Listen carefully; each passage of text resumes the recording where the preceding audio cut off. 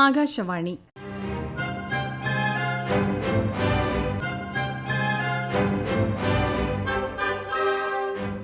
ജില്ലാ വൃത്താന്തം. ഇന്ന് ആലപ്പുഴ ജില്ല.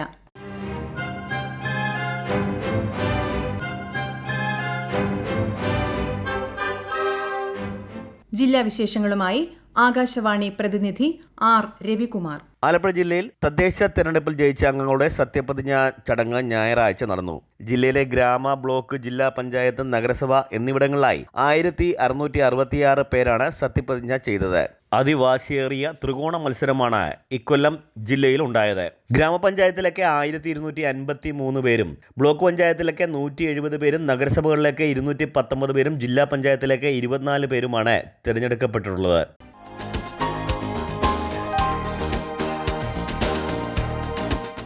ശിവഗിരി തീർത്ഥാടനത്തിന്റെ ഭാഗമായുള്ള കൊടിക്കയർ പദയാത്ര ചേർത്തല കളവംകുടം ശക്തീശ്വരം ക്ഷേത്രത്തിൽ നിന്ന് ആരംഭിച്ചു. 93ാമത് തീർത്ഥാടന നഗരിയിൽ പതാകയുയർത്തുവാനുള്ള കൊടിക്കയർ പരമ്പരാഗത വിധിപ്രകാരം ആചാരാനുഷ്ഠാനങ്ങളോടെ വർഷങ്ങളായി ചേർത്തലയിലാണ് ഒരുക്കുന്നത്. 100 പേർ അടങ്ങുന്ന പദയാത്ര ഈ മാസം 29-ന് ശിവഗിരിയിലെത്തി ശിവഗിരി മഠം പ്രസിഡന്റ് സച്ചിദാനന്ദ സ്വാമിക്ക് കൊടിക്കയർ കൈമാറും. ചേർത്തല താലൂക്ക് സമാധി ദിനാചരണ കമ്മിറ്റിയുടെ നേതൃത്വത്തിലാണ് പദയാത്ര നടക്കുന്നത്.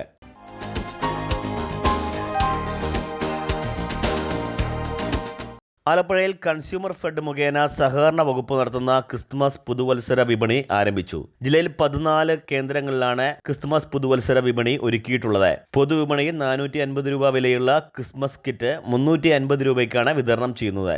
ജനുവരി 1 വരെ വിപണി പ്രവർത്തിക്കും.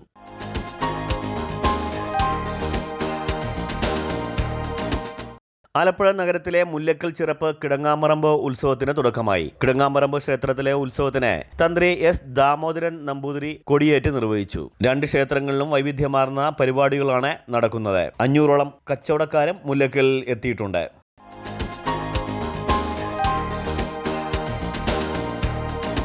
പ്രസിദ്ധമായ ചക്കുളത്തുകാവ് ദേവീ ക്ഷേത്രത്തിൽ നാരി പൂജ നടന്നു. ഇതോടനുബന്ധിച്ച് നടന്ന സാംസ്കാരിക സമ്മേളനത്തിൽ കാര്യദർശി മണിക്കുട്ടൻ നമ്പൂതിരി അധ്യക്ഷത വഹിച്ചു.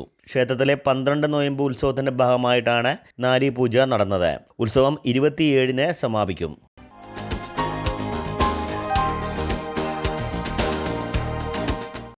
ആലപ്പുഴ തോട്ടപ്പള്ളി സ്പിൽവേയിൽ നിന്ന് കരിമണൽ നീക്കുന്നത് പാരിസ്ഥിതിക ആഘാതം കൂടി പഠിച്ചിട്ടാവണമെന്നും അതിനായി വിദഗ്ധ സമിതി രൂപവൽക്കരിക്കണമെന്നും ഹൈക്കോടതി നിർദ്ദേശം. ജില്ലാ കളക്ടർ, ജലസേചന വകുപ്പ്, വനം വകുപ്പ്, coastal zone management authority, Purakkad Thakazhi ഗ്രാമപഞ്ചായത്ത് പ്രതിനിധികൾ, പ്രദേശത്തെ ഒരു NGO പ്രതിനിധി എന്നിവരെ ഉൾപ്പെടുത്തി സമിതി രൂപവൽക്കരിക്കാനാണ് നിർദ്ദേശം. ചീഫ് സെക്രട്ടറിക്കാണ് ഈ നിർദ്ദേശം നൽകിയിരിക്കുന്നത്. 2 മാസത്തിനകം കമ്മിറ്റിക്ക് രൂപം നൽകണം. കമ്മിറ്റിയുടെ തീരുമാനത്തിന് അടിസ്ഥാനത്തിലായിരിക്കണം മണൽ ഖനനത്തിലുള്ള തീരുമാനം എടുക്കേണ്ടതെന്നും കോടതി പറഞ്ഞു.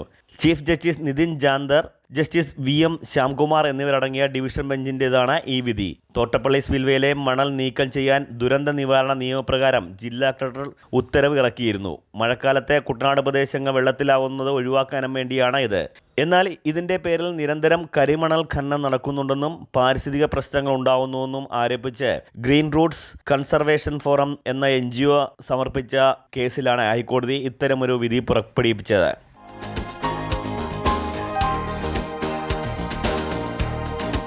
ശ്രീ പുഷ്പക ബ്രാഹ്മണ സേവാ സംഘം കേന്ദ്ര വനിതാവേദിയുടെ ദേശീയ വനിതാ സംഗമം ചേർത്തലയിൽ നടന്നു. ഇതോടനുബന്ധിച്ച് സംഘടിപ്പിച്ച കലാസന്ധ്യ നടി സന്ധ്യ രമേശ് ഉദ്ഘാടനം ചെയ്തു. വനിതാവേദിയിലെ അംഗങ്ങൾ മെഗാ തിരുവാതിരകളിയും അവതരിപ്പിച്ചു.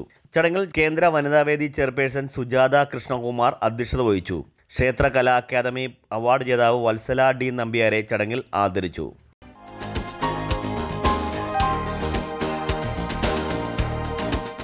ശബരിമല ഇടത്താവളമായ തുറവൂർ മഹാദേവ ക്ഷേത്രത്തിൽ അയ്യപ്പന്മാർക്ക് അടിസ്ഥാന സൗകര്യങ്ങൾ ഒരുക്കി ക്ഷേത്ര ഉപദേശക സമിതിയുടെ പ്രവർത്തനം ശ്രദ്ധേയമാവുന്നു.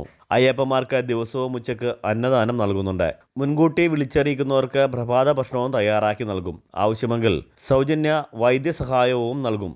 തുറവൂർ ക്ഷേത്രത്തിൽ നിന്നും ദിവസവും രാവിലെ 7-ന് പമ്പയിലേക്ക് KSRTC ബസ്സും പുറപ്പെടുന്നുണ്ട്.